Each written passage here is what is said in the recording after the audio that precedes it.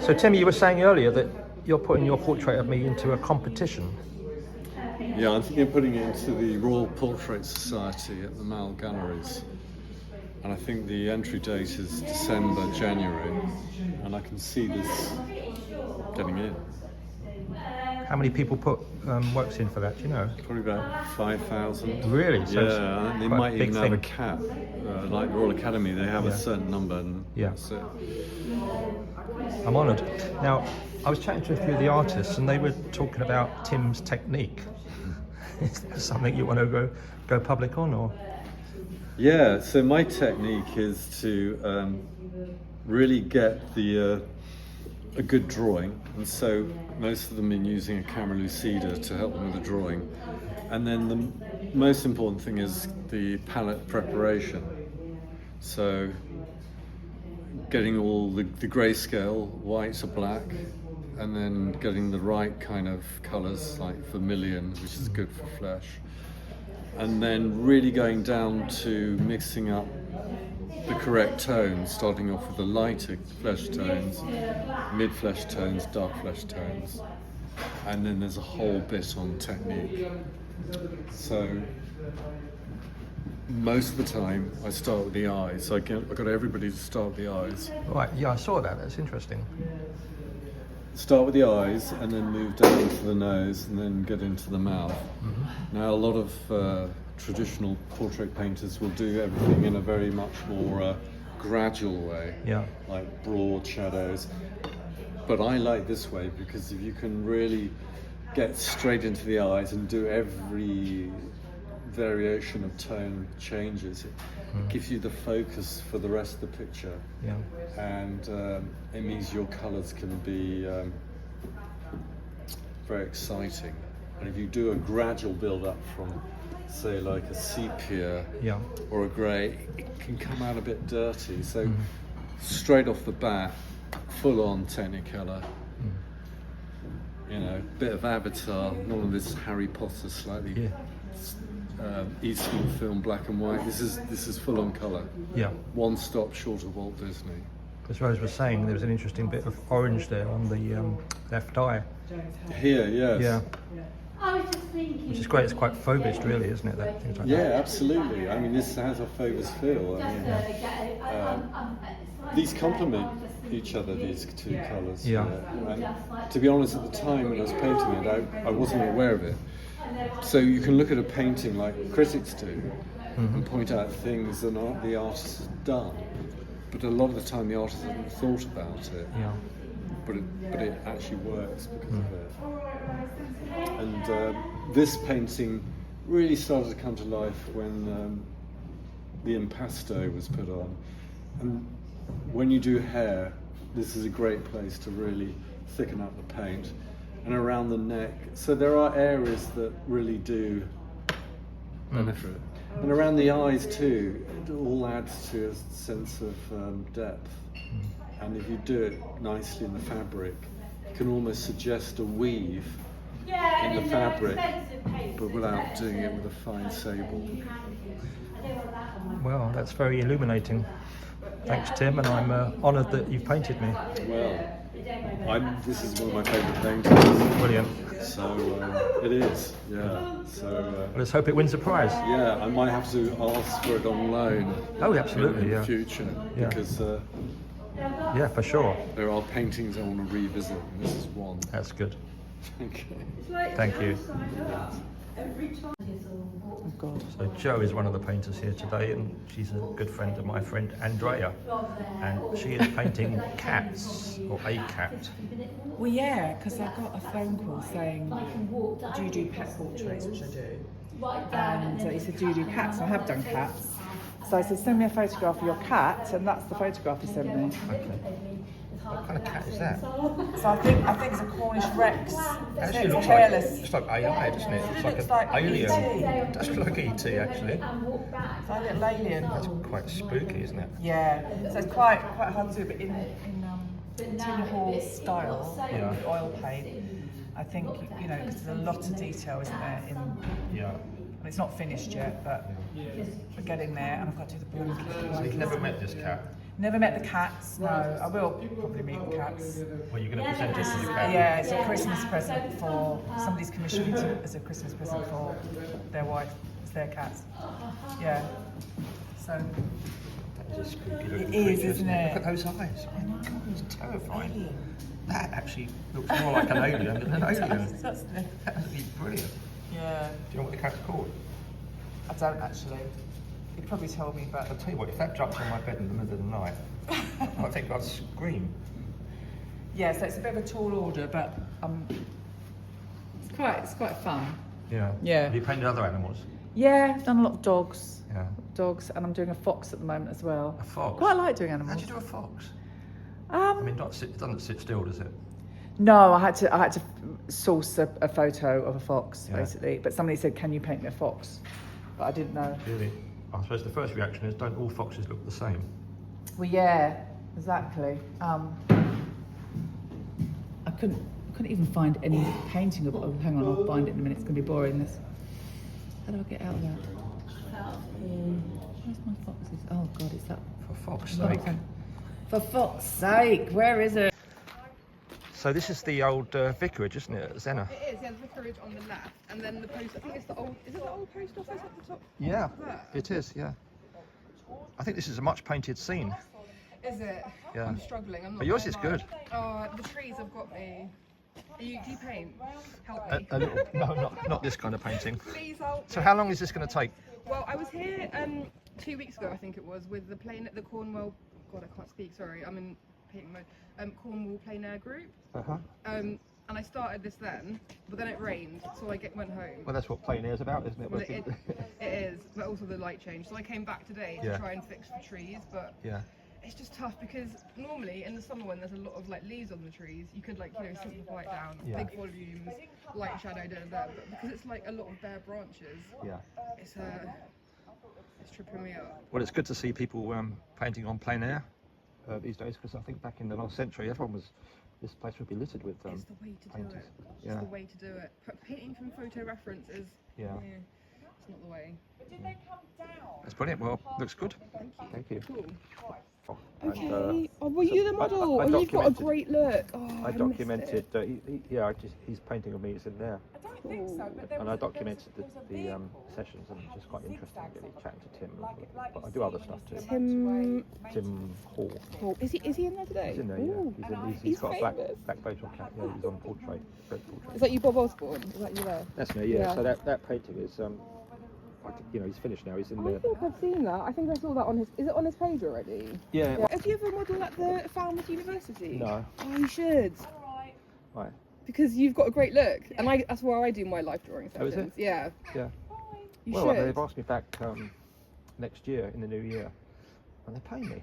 I can't believe it. Of course, you've got to get paid. No, mind you, it's sitting for 5 days, like it's 5 hours a Is day. it a fight? Oh, is it a The one I long did before was 2 pose? days, and it was 5 hours a day, but you had like 2 breaks a break every half hour. Beautiful, interesting. But I quite enjoyed it because you can just turn your mind off, just like zone out. Yeah, I've heard about. It's quite interesting from the model's point of view. Like, Yeah. it's meant to be good for like confidence, and like it's almost like a meditative experience. Yeah. And it's got such a history. It's such a history and tradition between like artist and model. Absolutely. Like this, like Yeah.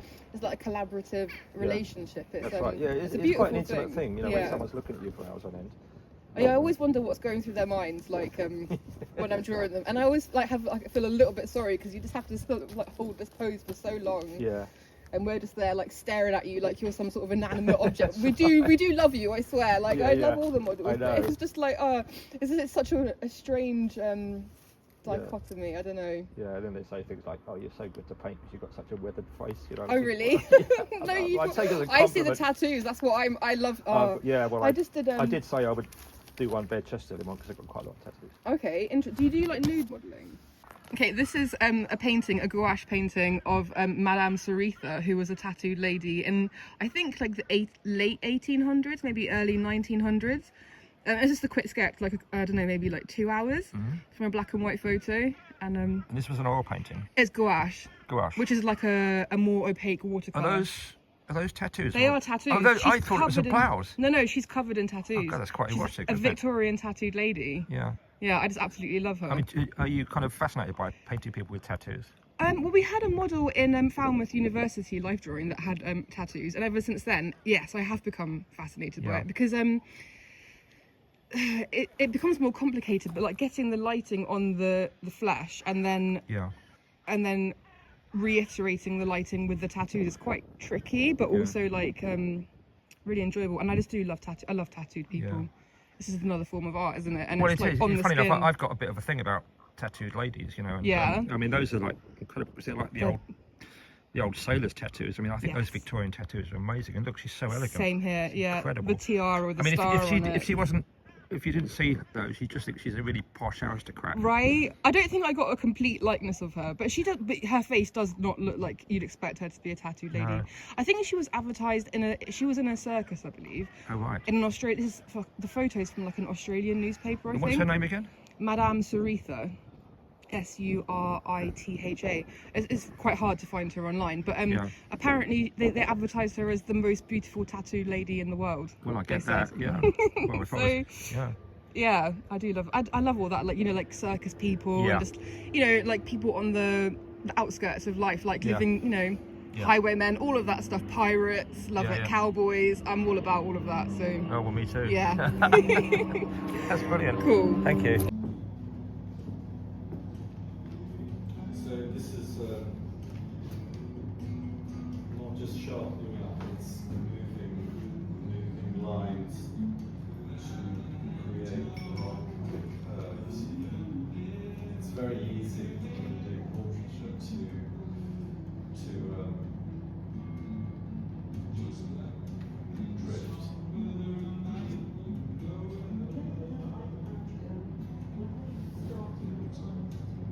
No, I've never. I thought you said you were a beginner. I am a beginner. I am. No, I'm not. I'm not at all. No, it's, I think the eyes are quite good, but I think the rest of it. Anyway, he helped me with the lips. You should carry on, Suzanne. You've got hidden talent. Oh. We'll actually chop it here. I love the colours. Well, it's difficult. I think it's really hard. It is. It's not easy. I agree with Suzanne. That's It's really hard. I'm shocked actually. I was expecting, you know. What were you expecting? I don't know. Sure, Les Dawson School of Playing this level of like the ukulele. Oh, I don't know. I think I want to be painted by you now. Oh God. I don't think we'll quite turn out. I've had a lot of help here. It's incredible.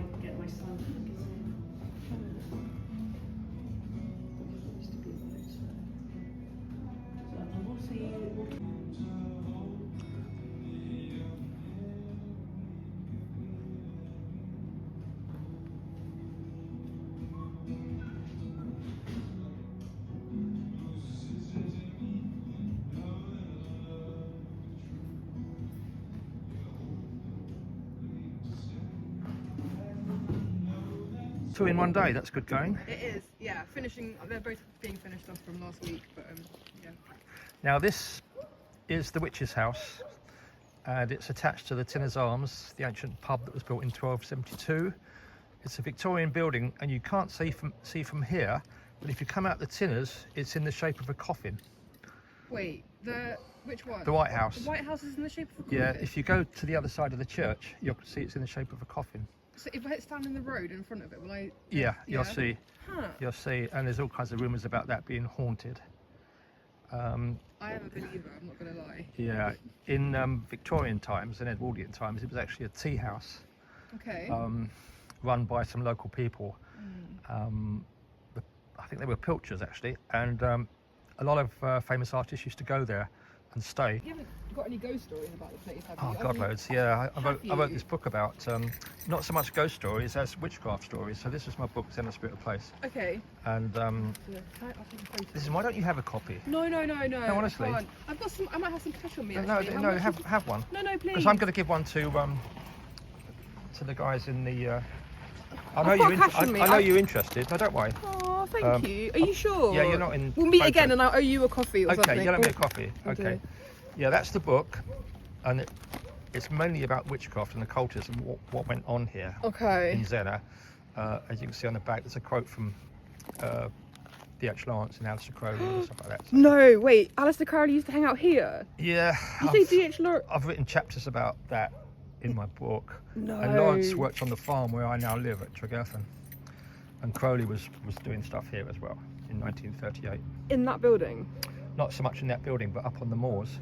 There's an old cottage called the Cairn, and that's where Crowley used to summon entities. It's all in there. It's all in the book. Okay. Don't frighten yourself too much. I'm not frightened per se, but I am a believer, and I'm just like, a lot of people in this world seem very certain in their beliefs. Do you know what I mean? And it's like, Yeah. I'm not certain in anything. I know there's more to life than like the mainstream narrative will like tell you, but Yeah. and because I'm not sure about what on earth is going on and why we're here and who put us here and all that, I just don't like to like No. fiddle around with things. Do you know what I mean? That's Because you right. just don't know like what you're gonna Yeah. summon. But this Didn't, is a very strange place. Didn't Aleister Crowley summon Lamb? Was it Lamb? Yeah. Lamb was an entity that was a precursor of what they now call the Greys.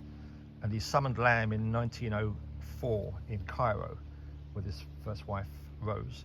So when he summoned Lamb, that was summoned with using Enochian magic, because he could work out the Enochian keys that John Dee had established in the 1500s. So yeah, he summoned Lamb, and Lamb, which he drew and painted, became more or less the symbol for what we now look at as an alien grey. Right. Whether it's a demon or an ET, it's open to conjecture, really. Yeah, that is the thing, because I did get really into aliens, and I have seen some strange things. And it's like, yeah, are they aliens or are they demons? That's really the question, That's isn't the it? million-dollar question. It Yeah, is. I mean that's something I've been mulling over for quite a long time now. Yeah. I personally think they're archons, but aliens are You think they're what? archons that attach themselves to humans or take human form. And of course there are people that believe that it's the future human race coming back in time. Right. I think to we could harvest. probably time traveling at this point. We could time travel like with AI. I think AI will probably work that out. Oh, it's already been done. Yeah. Time traveling is a thing Right. already. So they could well be us from the future, definitely. Exactly. Definitely, I do agree. It's difficult. And then with the Aleister Crowley stuff is so weird. Like as well, was he not connected to oh god, what was the name of that rocket science? Jack Parsons. Jack Parsons. If you go on my YouTube channel, You can't make it up. I did can an hour you? talk on Crowley's influence on Jack Parsons and NASA. And his connections to L. Ron Hubbard as well. I mean, it's Yeah, just bizarre. well, they were both followers of Crowley's Thelemic religion. Right. So basically, they formed Scientology, and that was the Crowley belief system. So they were deeply into black magic, sex magic. And like Crowley's like one of the like pioneers of like rocket science and like wasn't he working for NASA? Parsons was working for NASA. It's like it's right under our noses. People are like, oh no, this is like absolute nonsense. Like Yeah. the average person No. listening to this conversation would just be like, you're both mad. What are you on about? It's like no, because Parsons worked for NASA. So you know what I mean? Like. Well, he worked for Jack Parsons' lab. Oh right, okay. Which actually was JPL, but that was named Jack Parsons' lab because he was the main man and he was the actual genius. Right. But the thing is, he used to summon information from sources that other people couldn't get. Right. So he was doing channeling under using Crowley rituals in Pasadena in the late 40s, in the 40s, just before Crowley died in 47. So I did actually do a lot of research on Ron Hubbard and Jack Parsons. Of course, Ron Hubbard stole all Jack Parsons' money. He ran off with his wife. Right. There's quite a lot going on there. There's so much going on. It's such a rabbit hole. There are, and it also links into Zennor because there's a portal from Menantold to Montauk in Long Island, New York. Now I know why I ended up here. Yeah. I just sort of go where the wind takes me a bit in life, and like now it's all starting to make a little bit more sense. If you go up to the moors, there's a haunted cottage up there. It's really cool to meet you, isn't it? Like such a small Chance world, encounter. right? Like someone who would know. Like I mean, I don't really know much about Parsons, but like you know, in a tiny village, in the corner of Cornwall, like you know, and then you find someone who knows about Jack Parsons. It's the like, Zennor synchronicity. It's bizarre. It is. You can't make it up, honestly. You Yeah. can't. Well, I haven't.